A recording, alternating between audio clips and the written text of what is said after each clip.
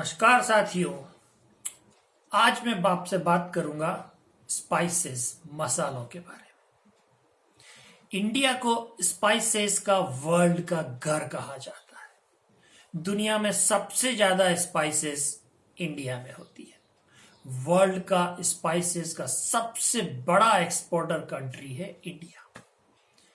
भारत से सन 2019 में 23,000 करोड़ का एक्सपोर्ट किया गया सिर्फ मसालों का। इंडिया में सबसे ज्यादा मसाले खाए जाते हैं, कंजम्पशन बहुत हाई है और मसालों का मार्केट 5% की रेट से एवरी ईयर ग्रो हो रहा है। जब स्पाइसेस की इतनी डिमांड है तो डेफिनेटली इस बिजनेस के बारे में सोचा जा सकता है और यह बिजनेस बहुत ही कम इन्वेस्टमेंट में भी शुरू किया जा सकता है। आजकल कोई भी मसालों में सफाई करना, कूटना, पीसना नहीं चाहता। किसी के पास टाइम नहीं है, कोई ये मेहनत नहीं करना चाहता। रेडीमेड का जमाना है। होटल हो, कैटरर हो, रेस्टोरेंट हो, यहां तक कि घर पे भी रेडीमेड मसाले ही काम में लिए जाते हैं। आइए अब हम बात करते हैं मैन्युफैक्चरिंग प्रोसेस के बारे में। जो मसाले हम बाजार से खरीदते हैं उसके अंदर कंकर, मिट्टी, पत्थर वगैरह हो सकते हैं। सबसे पहले हमें इनको क्लीन करना है। क्लीनिंग के लिए मशीन्स भी आती है, लेकिन शुरुआत में मैं सजेस्ट करूंगा कि हाथ से ही क्लीनिंग करें, मशीन के लिए ना जाए। क्लीनिंग और वॉशिंग करने के बाद मसालों को धूप में सुखाया जाता है।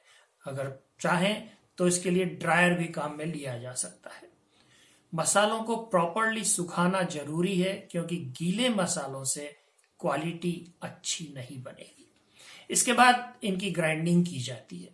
ग्राइंडिंग के बाद में ग्रेडिंग की जाती है, जिसमें अलग अलग शेप, साइज, कलर के हिसाब से इनको छांटा जाता है और मिक्स किया जाता है। फॉर एग्जाम्पल मैं आपको बताता हूं। एक लाल मिर्च आपके पास है जिसका कलर एकदम लाल है लेकिन तीखापन नहीं है। दूसरी आपके पास है जिसमें तीखापन अच्छा है लेकिन कलर अच्छा नहीं है। दोनों ही आप मार्केट में नहीं दे सकते क्योंकि पसंद नहीं की जाएगी। तो आप उन दोनों को मिलाकर एक मिक्स तैयार करते हैं, वो होता है ग्रेडिंग।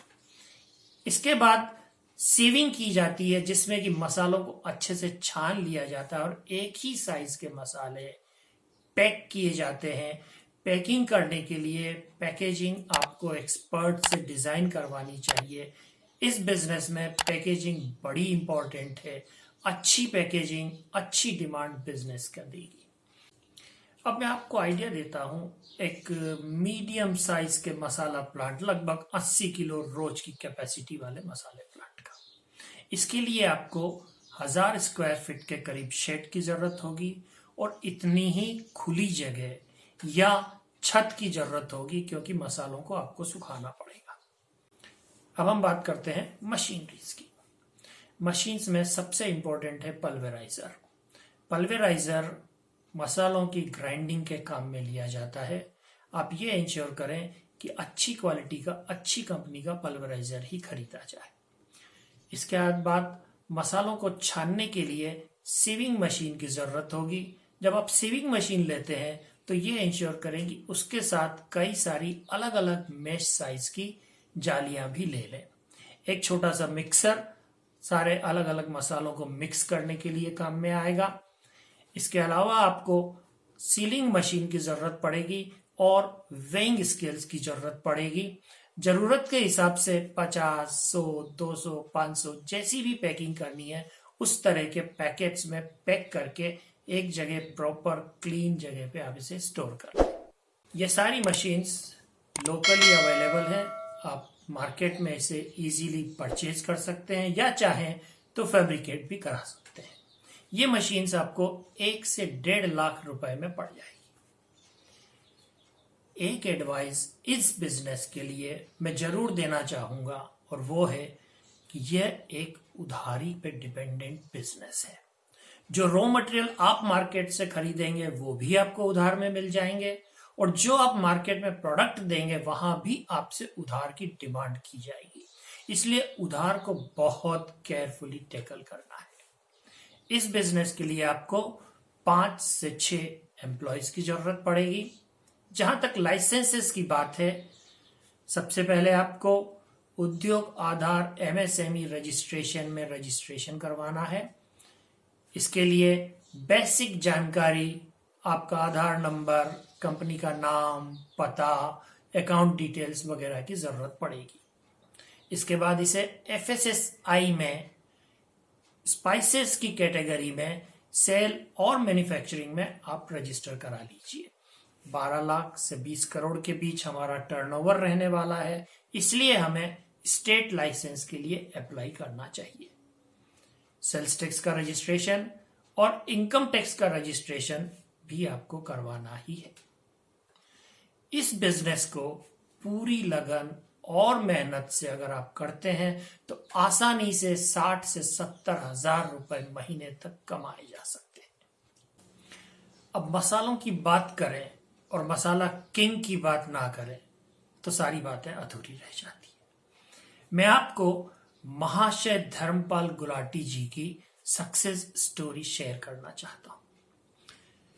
महाशय धर्मपाल जी गुलाटी का जन्म सियालकोट पाकिस्तान में हुआ था। उन्होंने 5वीं क्लास तक पढ़ाई की और उसके बाद पढ़ाई में मन नहीं लगा तो पढ़ाई से नाता ही छूट गया। पार्टीशन के बाद वो दिल्ली आ गए और दिल्ली में आकर आजीविका चलाने के लिए उन्होंने एक तांगा खरीदा। 2 महीने तक तांगा चलाया। उसके बाद उन्होंने एक छोटी सी दुकान ली और अपना मसालों का पुश्तैनी धंधा वहां से शुरू किया। दुकान का नाम रखा महाशय दी हट्टी सियालकोट वाले। वहां से जो मसालों का सफर उन्होंने शुरू किया वो आज उन्हें ऊंचाइयों तक ले गया। आज इनकी कंपनी एमडीएच 100 से अधिक देशों में 60 से अधिक प्रोडक्ट्स सप्लाई कर रही है और एमडीएच कंपनी का टर्नओवर 1000 करोड़ से ज्यादा का है। कभी 2 आने में तांगे का सफर कराने वाले महाशय धर्मपाल जी गुलाटी आज अरबपति है। साथियों, अगर आपने मेरा चैनल अभी तक सब्सक्राइब नहीं किया है तो इसे सब्सक्राइब कीजिए ताकि आने वाले मेरे सारे वीडियोस आप तक समय पे पहुंच सके। थैंक यू, धन्यवाद।